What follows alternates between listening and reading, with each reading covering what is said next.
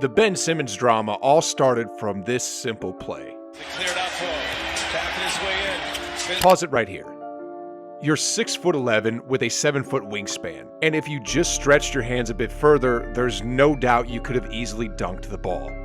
And when you zoom in, you can see that the guy protecting the rim is Trae Young, a 6'1" scrawny guard who has no business being under the basket in these situations. Stupid! You got a boot on the car and you about to get one in your butt. Sorry, Cap. In any and every way you look at this, it was a sure bucket, but for some strange reason, ladies and gentlemen, with both Ben Simmons and Joel Embiid sticking up their hands in disbelief, one thing was for sure. This was the official end of the process. During the post-game interview, Sixers coach Doc Rivers was asked whether Simmons could be the point guard of a championship-caliber team, to which Rivers replied, David, I don't know that question or the answer to that right now. So I don't know the answer to that. In the eyes of many league insiders, this statement made by Doc Rivers was one of the first huge triggers that caused the rift between Simmons' camp and the 76ers management. Over the next several weeks, the 76ers began to talk to numerous teams and look for potential trade packages for Simmons. This added more fire into young Simmons' mind. He felt like he was no longer wanted. Though the world knows that he can't shoot the rock, we can't take away the fact that Simmons is a superstar in his own right. I mean, a one-time steals leader, a two-time NBA All-Defensive First Team member, a former Rookie of the Year winner, and a three-time NBA All-Star. The 76ers know Simmons' true value, and that's why they're looking for a premium return in exchange for their once top-prized investment. But in the back of their minds, I know the 76ers want to get rid of Simmons just like this.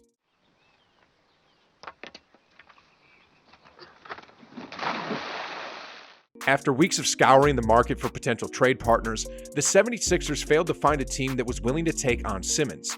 In fact, the 76ers owner, Josh Harris, and the rest of the team management tried to iron things out by flying to LA to tell Simmons' agent, Rich Paul, that they couldn't deal him to any teams in the NBA. With this gesture, the 76ers were hoping to bring Simmons back into the fold and to simply let bygones be bygones, as they expected him to be on the same page with the team entering the next season. So you say, hey, forget about it. The Sixers went from the process to let's just forget about it. But Simmons, on the other hand, didn't forget, and he doesn't appear to be open for any reconciliation and expressed his intention to get traded ASAP. To make his message even clearer, he also said that he has no plans of participating in training camp if he didn't get what he wanted. Sorry. Forget about it! Sources who have their ear on the ground say that the 76ers were originally targeting Damian Lillard, Bradley Beal, and Daryl Morey's best bud James Harden as potential trade pieces for Simmons. But when things didn't pan out for these three trade prospects, the 76ers had to hold their cards close to their chest until they got the right players that would match Simmons' star power and true worth. Moving on here, aside from Simmons' deteriorating relationship with the entire 76ers organization, he also had a fallout with his partner in crime, Joel Embiid. These two guys began playing together back in 2017, and 4 years since have passed, and it would seem that there's no more trust in their process together. Despite not dropping any names, it was clear that Embiid was referring to Simmons when he spoke to the media following their loss against the Hawks last playoffs. I'll be honest, I thought the turning point was when I don't know how to say it, when we had an open shot and we made one free throw.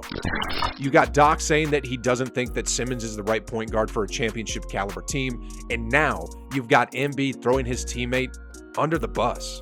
But according to Embiid, he was just being honest about what happened back then. I didn't call out anybody, I just stated the facts. I'm honest. I can't lie, that's just me. So I don't have any regrets because I don't feel like I put anybody in a situation where they had to feel bad. Just like Embiid, Doc clarified that he didn't pin down Simmons on the comments he made in the post-game interview. I want to correct that because I would love you guys to play what I said. The question was asked about Ben. It was the first question after we lost a Game 7, and my answer was, I'm not answering any of that stuff right now. I don't even know how to answer that. That had nothing to do about Ben. I was basically saying I'm not answering that crap, those questions. what disappointed me, and I don't do this media thing very often, you never see me do that. It was being portrayed that I was out there saying I don't think we can win with Ben. And I do think we can win with Ben. I told Ben that the next day. They just kept running their narratives. I've been in sports for a long time, and I'm not misrepresented very often, but in that case, I was. But it was what it was. Ben knows, Rich Paul knows, and I know. So earlier, you got Doc and Embiid insinuating that they don't need Simmons anymore, and all of a sudden, they want him back like nothing happened? I mean, is this like a Mexican telenovela or what?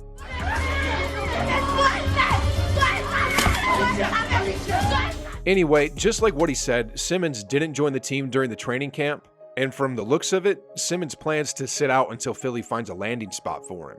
Since Simmons doesn't want to play like a spoiled brat, the 76ers had no choice but to impose fines on Simmons for the games that he'll be missing.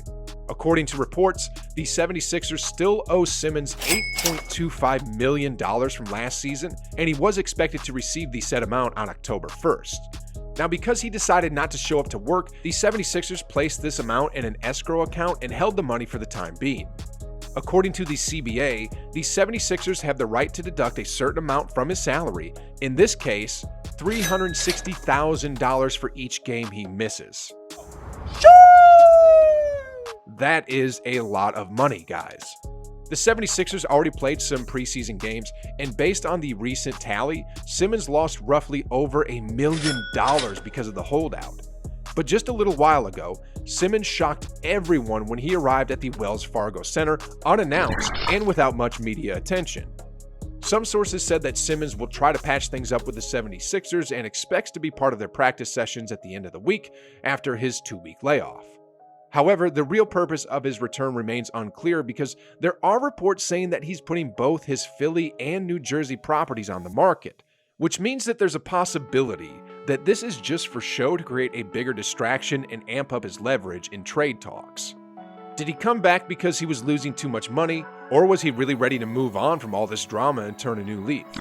If that's the case, how do you think Doc will handle this, and what's it going to be like when Embiid and Simmons see eye to eye on the floor? What's your take on this issue, guys? Because if you're gonna ask me, I really have no idea how all of this will unfold in the next couple of days. On another topic though, guys, did you guys know that the 2022 Golden State Warriors have a good chance of becoming the best three-point shooting team in the history of the NBA? What do I mean? Well, just click the video right here. I'm serious, guys. In 2022, we might be seeing something special, something that might not be done for decades again. It's pretty crazy if you ask me. Anyway, click the video, watch it, and like always, I'll see you on the other side.